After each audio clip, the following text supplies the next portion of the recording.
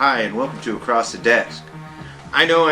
I said last week that I'm going to get to these crazy Oklahoma state bills that they filed in with our legislature. But there's just so much kook and clown show going on out there with the Republican Party and conservatives in general that, wow, it's so overwhelming. But I promise I'll get to those. They haven't really got out of committee, and some of those may not even. But there's some crazy stuff, and I'll get to it.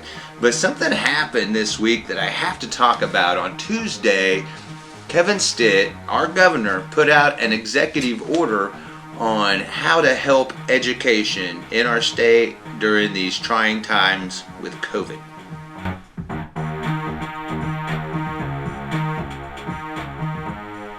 So on Tuesday, Kevin Stitt had a news conference.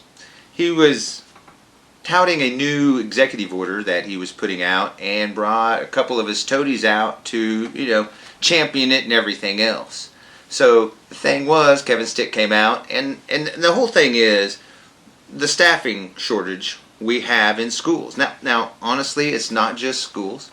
It's across the board, businesses too. That's why we have production shortages. That's why we have shortages in some places, because we don't have enough people to produce items because they're sick. They're out sick. Now, not everybody's out sick at once, but with everybody being sick here and there, 30-40% of your staff at a time, it really takes a toll on things like production, GDP, stuff like that. And it causes things like inflation and everything else. And then we get to see things like staffing shortages because we have an inept governor who doesn't do anything when it comes to mitigating COVID. Nothing at all. Haven't done anything. Mask mandates, not going to do it. No shot mandate either. Although Kevin Stitt, he won't wear a mask. But he does have the shot and booster, and he believes in that, and he thinks everybody should, but it's too political for his side of the aisle to champion vaccines at all. As a matter of fact, he can barely say he's got it himself. Or they'll want to label him a rhino or something else. You just never know with those people. They're out in fantasy land somewhere most of the time. And so that's what we get. But let's get back on this executive order. And really what he did was he had this press conference about this executive order. And then he got out, one of the first guys he got out was Chad Wormington. Now, Chad Wormington, he's the chair, CEO of the state chamber, the business organization. And they're real concerned about the state of education right now in Oklahoma because, teachers are out sick. And so he's got this initiative that they think great. And so basically what it does is it says anybody can be an educator.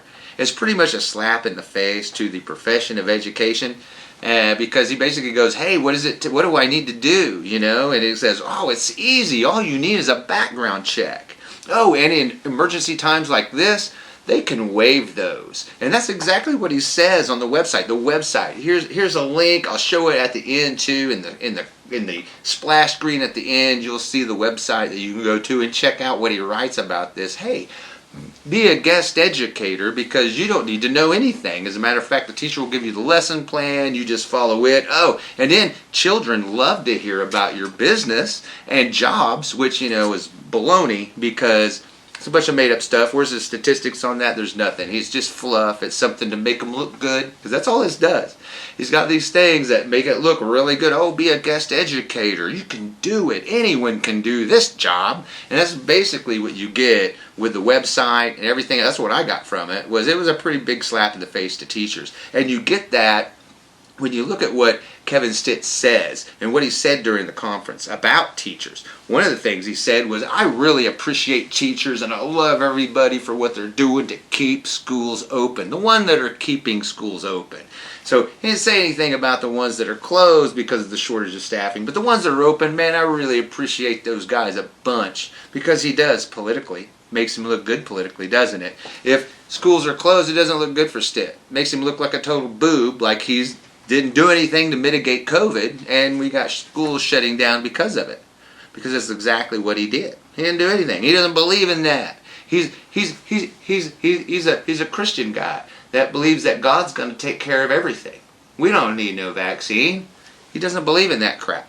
That's Kevin Stitt for you. The reason he got it probably was because he's scared, for one thing, and for another, He's the governor, and people that he talks to, he's probably a pretty important figure, so I'm pretty sure people like his medical people that are in control of his medical stuff, like we do with the governors, told him, hey man, take the shot.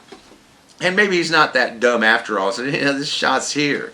And everything else is political. That's how you can tell. Every one of our leaders, every one of them, all 7 U.S. congresspeople, the governor, 90% of the legislators, all the leaders in the Republican Party, including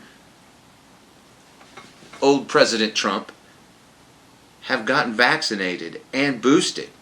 So that tells you right there, if the leadership of the conservatives and their party are vaxxed and boosted, and their followers aren't, or are fighting tooth and nail against it, that tells you something.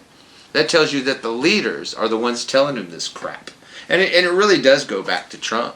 See, because Trump really did this thing. He did this thing called warp speed, and worked with all the pharmaceutical companies and everything else to get it going. And it was like right before the political season. Well, he didn't give him credit for it. He didn't get credit for it. They didn't want to give him credit for it. It would be a big political thing. None of the pharmaceuticals want to get involved with that. So it really upset Trump. So then Trump did what Trump does, right? Well, then I'm going to tank it, since you're not going to let me put my name on it or say anything else. Because really he did a lot with the warp speed thing. But he tanked it. And that's what happened. That's all he had to do. Put his thumb down on it, and his cult followers put their thumb down on it. That's all it took. And because when Trump says, hey, I can shoot anyone on Fifth Avenue and not lose a voter, he's absolutely right. And this is all part of that. He's absolutely correct when he says that. He can do anything. He can say anything, and they will buy into it. And because they have to, you see, they've lost all their self-esteem to the point that it all rides on this one thing. Their whole self-esteem, their whole being rides on JFK coming back from death and running with Trump on his ticket. There are people out there that believe that. They're so vested in this. They can't get away from it. And that's how this kind of works, you see. But back to this E&O, because honestly, what we've talked about now with the Chad Warrington, what he wants to do, and the chamber wants to do with all this stuff and getting guest educators in, has nothing to do with the EO at all.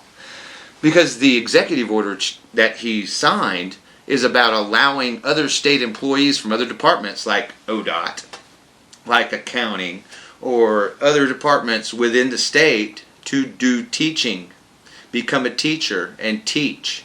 That's what that's about. That's what the EO is about, allowing state employees from other departments, whether it be the Department of Libraries or ODOT, or anywhere else, highway patrol, whatever, they can go teach, get paid the same rate that they're getting paid from the state for the job they're supposed to be doing. Oh, and those funds come from that department that they work for, not education. So we can use that money to hire other substitutes. Oh, isn't that a win? Well, that's great and all, but you know what? It's highly illegal because, the governor doesn't appropriate funds. That's the Congress does that. Our state legislature does that. They appropriate the budget, not the governor. So taking people and moving them around like this, I get it's an emergency situation, they're trying to do something to keep schools open. But really the whole thing is, they want to take employees from other departments, which by the way, we're talking, this is a worldwide pandemic. This doesn't just affect schools, all the departments. Even Chad Warmington even admits, hey, other departments are hurting too, other businesses are hurting too, but hey, this could be an opportunity. No, it can't. It's not. If other businesses are already hurting and other businesses already can't find the people, they're not going to want any of their people to go teach anything. And not to a bunch of kids that could pass around COVID. Are you kidding me? Want to sit in a classroom with 20, 30 kids? No. Can pass around germs? No. And come back to my shop? No. That's not going to happen. This is pie in the sky stuff. It's just fluff. It's parsley. It's just there to look good. You don't really eat it. Of course, some people are going to do this. There's going to be some. There's going to be small statistical anomaly of people that will do this. But it's not going to fix anything. And the EO is 120 days. And that's only on moving people around from department to department, which isn't constitutional per state constitution. There's no way it can be. You can't just start appropriating funds, especially payroll funds, from another department and bring it in somewhere else in our state. It can't be legal. Can't at all. Somebody's got to look into that. And so and that's what we have with this executive order from Kevin Stitt, allowing other people from other departments, keeping their pay and benefits, to teach as a guest teacher and not have any experience at all. And then harm your department in the process. Not because you're not even there producing anything for the department in the state that we need, but also the funding for your pay is going to come out of that department while you're not doing that and over there guest teaching. Because it all comes down to Kevin Stitt not wanting to put in a mask mandate and not wanting to tout any kind of vaccine campaign. Doesn't want to do it. Nah, man, we just let it ride its course. Or really more likely what it is let's put our head in the sand and pretend like it's all going to go away. I'm just going to bury my head. I'm going to pretend like it doesn't exist. I'm going to count to 3. I'm going to open my eyes and be gone. It's still there. That didn't work. But that's what conservatives are doing right now. That's what he's doing. That's exactly what he's doing. It's not that bad. We're overthinking this, or he's got to play it down, and that's exactly what they want to do. But when you look at the numbers, when you look at hospitals who put out a deal, hey, please don't abuse our people. We have people waiting in beds. We're turning people away every day. Our hospitals are full. Then something. It's because he's not doing anything. But that's the plan, and he's not doing anything. Nothing at all. Nothing's happening as far as mitigating this virus. There's no, hey, can you stay at home? Hey, can we do this? Is there anything? There's no any kind of hygiene campaigns or anything. Please, wash your hands like we did in the beginning of 2020. There's none of that. Oh, go about your day. Don't worry about it, everybody. We'll be fine. Except, when the employment crunch happens because 30 to 40% of everybody is sick at home and can't work. That's what you get. And that's why we have this. So we got 120 days on an E&O.